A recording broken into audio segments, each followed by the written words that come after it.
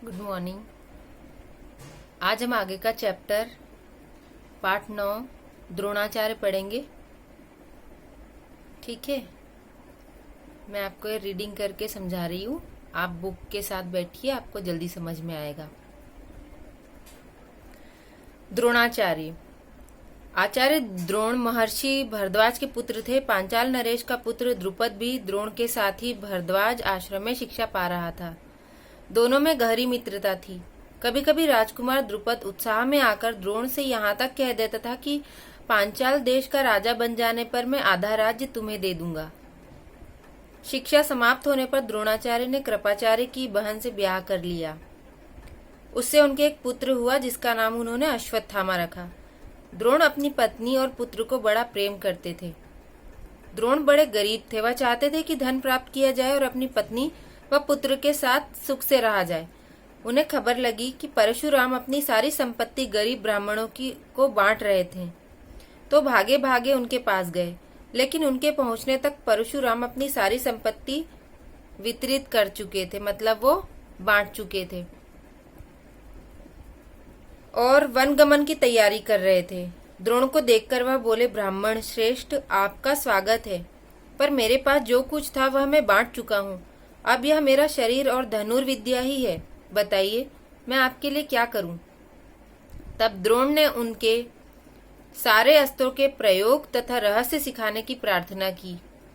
परशुराम ने यह प्रार्थना स्वीकार कर ली और द्रोण को धनुर्विद्या की पूरी शिक्षा दे दी। देखो यहाँ पर धन और विद्या, इन दोनों में से उनके लिए धनुर्विद्या श्रेष्ठ थी, जिसको उन्होंने चुना गुरु द्रोणाचार्य ने। और फिर आगे चलकर वो कौरवों और पांडवों के गुरु बने और अर्जुन उनका श्रेष्ठ धनुर्धर शिष्य बन पाया। कुछ समय बाद राजकुमार द्रुपद के पिता का देहावसान हो गया और द्रुपद राजगद्दी पर बैठा। द्रोणाचार्य को जब द्रुपद के पांचाल देश की राजगद्दी पर बैठने की खबर लगी तो वह यह सुनकर बड़े प्रसन्न हुए और राजा द्रुपद से मिलने पांचाल देश को चल पड़े। उन्हें अब एक और रास्ता दिखा कि मेरे बचपन का मित्र द्रुपद हमेशा मुझसे कहा करता था कि यदि मैं राजा बन गया तो तुम्हें अपना आधा राज्य दे दूंगा। उन्हें लगा कि द्रुपद अब भी वैसे ही होंगे, वो अपने मुझे मित्र के रूप में स्वीकार भी करते, मुझसे बहुत प्रेम भी करते थे, तो मैं उनके पास जाता हूँ। उन्हें गुरु के आश्रम में द्रुपद की लड़कपन की सभी की गई बातचीत याद थी। सोचा यदि आधा राज्य न भी देगा तो कम से कम कुछ धन तो जरूर ही देगा। यह आशा लेकर द्रोणाचार्य राजा द्रुपद के पास पहुंचे और बोले, मित्र द्रुपद, मुझे पहचानते हो ना? मैं तुम्हारा बालपन का मित्र द्रोण हूँ। ऐश्वर्य के मद में मत्त हुए राजा द्रुपद को द्रोणाचार्य का आना बुरा लगा और द्रोण का अपने साथ मित्र का सा व्यवहार करना तो और भी अखरा। समय के साथ द्रुपद अपने सारे वादे भूल गए। उनको बुरा लगा कि एक गरीब सा ब्राह्मण मुझे सबके बीच में किस तरह से अपना मित्र कह रहा है। उनको बुरा लगा, उनको लगा कि मेरा अपमान हो रहा है। वह द्रोण पर गुस्सा हो गया और बोला, ब्राह्मण, तुम्हारा यह व्यवहार सज्जनोचित नहीं है।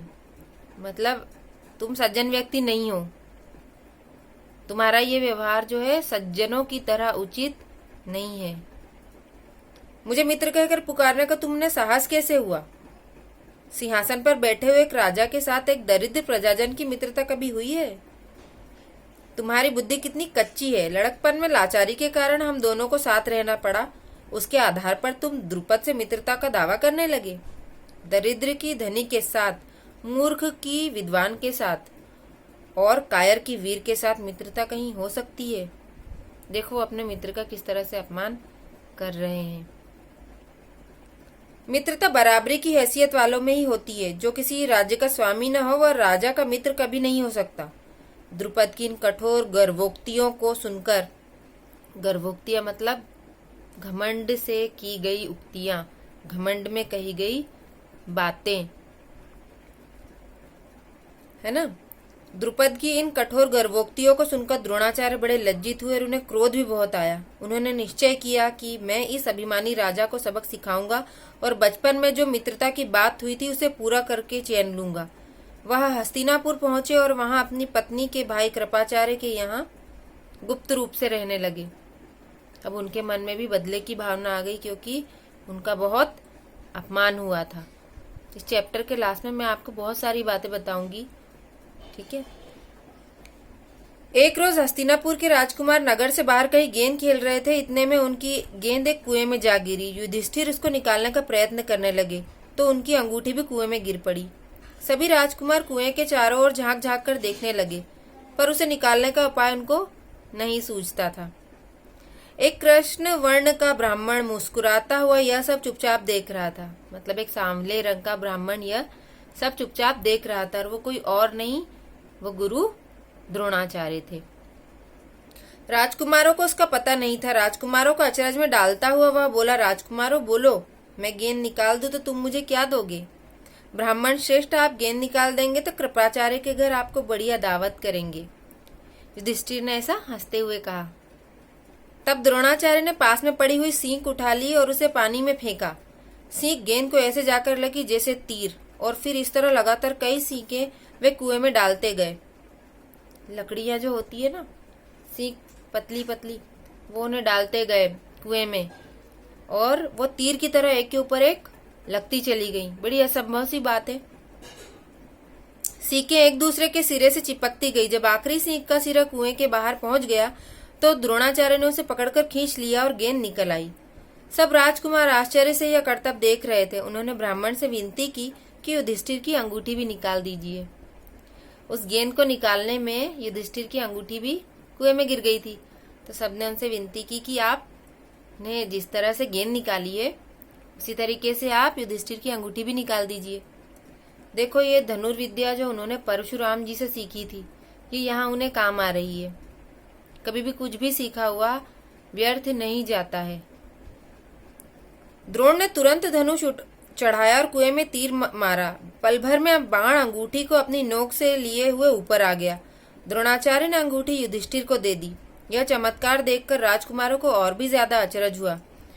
उन्होंने द्रोण के आगे आदरपूर्वक सिर नवाया और हाथ जोड़कर पूछा, महाराज, हमारा प्रणाम स्वीकार कीजिए और हमें अपना परिचय दीजिए कि आप कौन हैं। हम आपकी क्या सेवा कर सकते हैं, हमें आज्ञा दीजिए। द्रोण ने कहा, राजकुमारों, यह सारी घटना सुनाकर पितामह भीष्म से ही मेरा परिचय प्राप्त कर लेना। मतलब पितामह भीष्म तुरंत समझ जाएंगे। जब वो ये सारी घटना सुनेंगे तो वो खुद तुम्हें बता देंगे कि मैं कौन हूँ। राजकुमारों ने जाकर पितामह भीष्म को सारी बात सुनाई तो भीष्म ताड़ गए मतलब भीष्म जान गए ये घटना सुनकर कि होना हो ये द्रोण ही होंगे, सुप्रसिद्ध द्रोण ही होंगे। यह सोचकर उन्होंने निश्चय कर लिया कि अब से राजकुमारों की अस्त्र शिक्षा द्रोणाचार्य के ही हाथों पूरी कराई जाए। बड़े सम्मान से उन्होंने द्रोण का स्वागत किया और राजकुमारों को आदेश दिया कि वे गुरु द्रोण से ही धनुर्विद्या सीखा करें। कुछ समय बाद जब राजकुमारों की शिक्षा पूरी हो गई तो द्रोणाचार्य ने उनसे गुरु दक्षिणा के रूप में पांचाल राज द्रुपद को कैद कर लाने के लिए कहा। उन्होंने कसम खाई थी कि मैं इसका अभिमान तोड़कर रहूंगा, और देखो उन्होंने बहुत प्रतीक्षा की और अपने शिष्यों से गुरु दक्षिणा में कहा कि पांचाल नरेश द्रुपद को बंदी बनाकर ले आओ। उनकी आज्ञानुसार पहले दुर्योधन और कर्ण ने द्रुपद के राज्य पर धावा बोल दिया, पर पराक्रमी द्रुपद के आगे वह न ठहर सके, हारकर वापस आ गए। तब द्रोण ने अर्जुन को भेजा। अर्जुन ने पांचाल राज की सेना को तहस नहस कर दिया और राजा द्रुपद को उनके मंत्री सहित कैद करके आचार्य के सामने ला खड़ा किया। द्रोणाचार्य ने मुस्कुराते हुए द्रुपद से कहा, हे वीर, डरो नहीं, किसी प्रकार की विपत्ति की आशंका न करो। लड़कपन में तुम्हारी हमारी मित्रता थी। लड़कपन मतलब बचपन। साथ साथ खेले कूदे उठे बैठे। बाद में जब तुम राजा बन गए तो ऐश्वर्य के मद मतलब नशे में, ऐश्वर्य के मद में आकर तुम मुझे भूल गए और मेरा अपमान किया। तुमने कहा था कि राजा ही राजा के साथ मित्रता कर सकता है, इसी कारण मुझे युद्ध करके तुम्हारा राज्य छीनना पड़ा। परंतु मैं तो तुम्हारे साथ मित्रता ही करना चाहता हूँ, इसीलिए आधा राज्य तुम्हें वापस लौटा देता हूँ। दोनों ने वादा किया था कि आधा राज्य जो भी जिसके पास भी संपत्ति आ जाएगी, या द्रुपद ने कहा था कि मैं राजा बन गया तो आधा राज्य तुम्हें दे दूंगा। तो यहाँ पर वो वही बात याद दिला रहे हैं कि तुम्ही ने कहा था राजा की दोस्ती राजा के साथ हो सकती है, तो मैं तुमसे मित्रता चाहता हूँ, इसलिए तुम्हारे पास भी तो राज्य होना चाहिए, इसलिए मैं तुम्हें आधा राज्य दे दूंगा। क्योंकि मेरा मित्र बनने के लिए भी तो तुम्हें राज्य चाहिए ना। मित्रता तो बराबरी की हैसियत वालों में ही हो सकती है। द्रोणाचार्य ने इसे अपने अपमान का काफी बदला समझा। द्रोणाचार्य ने सोचा मेरा बदला अच्छे से पूरा हो गया, और उन्होंने द्रुपद को बड़े सम्मान के साथ विदा किया। इस प्रकार राजा द्रुपद का गर्व चूर हो गया, लेकिन बदले से घृणा दूर नहीं होती। किसी के अभिमान को ठेस लगने पर जो पीड़ा होती है उसे सहन करना बड़ा कठिन होता है। द्रोण से बदला लेने की भावना द्रुपद के जीवन का लक्ष्य बन गई। ठीक है, उसने कई कठोर व्रत और तप इस कामना से किए कि उसे एक ऐसा पुत्र हो जो द्रोण को मार सके, और साथ ही एक ऐसी कन्या हो जो अर्जुन को ब्याही जा सके। आखिर उसकी कामना पूरी हुई। उसके धृष्टद्युम्न नामक एक पुत्र हुआ और द्रौपदी नाम की कन्या। आगे चलकर कुरुक्षेत्र की रणभूमि में अजेय द्रोणाचार्य इसी धृष्टद्युम्न के हाथों मारे गए थे। इस पाठ में बहुत कुछ जानने के लिए, बहुत कुछ समझने के लिए है। द्रुपद और द्रोणाचार्य की मित्रता के बारे में हमने पढ़ा, हमने देखा कि बचपन में जो उनकी मित्रता थी बड़े प्रेम से रहते थे, और जब बड़े हुए तो द्रुपद गर्व के कारण अंधे हो गए। उन्हें सारी मित्रता, बचपन की सारी बातें उन्होंने सब भुला दी। लेकिन ऐसी ही मित्रता तो कृष्ण और सुदामा ने भी की थी। कृष्ण को अपमान नहीं लगा था जब सुदामा ने द्वार पे आके कहा था कि द्वारिकाधीश से जाकर कहो कि उनका मित्र सुदामा आया है। जब द्वारपाल उनके पास गए थे और उनका हुलिया बताया था, तब यदि ऐसा होता तो कृष्ण भी भगा देते द्वार से ही। लेकिन उन्होंने द्वारिकाधीश होने के बाद भी सुदामा का सम्मान किया, उनको प्रेम पूर्वक अपने आसन पे बिठाया, उनके पैर धोए। ये मित्रता थी, इसको मित्रता कहते हैं, जो समय के साथ बदलती नहीं है। और इस पाठ में दिया हुआ है कि बैर का या बदले का अंत बदला ही होता है, वो अंत नहीं होता उसका। बैर से तो बैर ही बढ़ता है। द्रुपद ने द्रोणाचार्य के साथ बुरा व्यवहार किया, उनका अपमान किया। फिर द्रुपद ने शपथ ली कि मैं द्रोणाचार्य की मृत्यु चाहता हूं, तो उसने भी तपस्या की, और उसने तपस्या से चाहा कि उन्हें एक ऐसा पुत्र हो जो द्रोणाचार्य का वध कर सके, और ऐसी पुत्री हो जो अर्जुन से ब्याही जा सके। और ऐसा ही हुआ। जब महाभारत का युद्ध हुआ तो द्रोणाचार्य धृष्टद्युम्न के हाथों मारे गए, और जो पांचाली थी, जो द्रौपदी थी, उसका विवाह अर्जुन से हुआ। तो इस चैप्टर में हमने देखा कि किस तरह से द्रोणाचार्य और द्रुपद की मित्रता बताई गई है। द्रोणाचार्य किस प्रकार से अपमानित होते हैं राजा द्रुपद से, उनके बीच में किस तरह से द्रोणाचार्य का अपमान होता है, वो कौरवों और पांडवों के गुरु किस प्रकार से बनते हैं, और वो गुरु दक्षिणा में अपने शिष्यों से जो द्रुपद है उनको बंदी बनाकर लाने को कहते हैं, और देखो वो किस तरह से बदला लेते हैं, आधा राज्य देकर। वो अपनी मित्रता का जो उन्होंने बचपन में वादा किया होता है कि आधा राज्य दे दूंगा, वो पूरा करते हैं, और अपमान का बदला वो इस तरह से लेते हैं। लेकिन जो राजा द्रुपद हैं उनके लिए ये और भी ज्यादा अपमान की बात हो जाती है। वो अब भी नहीं समझ पाते, उनका गर्व जो घमंड है वो अब भी उसी तरह है, और बल्कि और बढ़ जाता है। और वो तपस्या करके द्रोणाचार्य का विनाश करने के लिए तपस्या करते हैं, वो बदला लेने के लिए। बदले की भावना कभी भी अच्छी नहीं होती है। यदि हम मन से निर्मल रहेंगे, अच्छे व्यवहार करेंगे, किसी का अपमान नहीं करेंगे, बातों को टालना सीखेंगे, किसी से बदला लेने की भावना नहीं रखेंगे तो कोई भी बहुत बड़ी चीज महाविनाश का कारण नहीं बनेगी।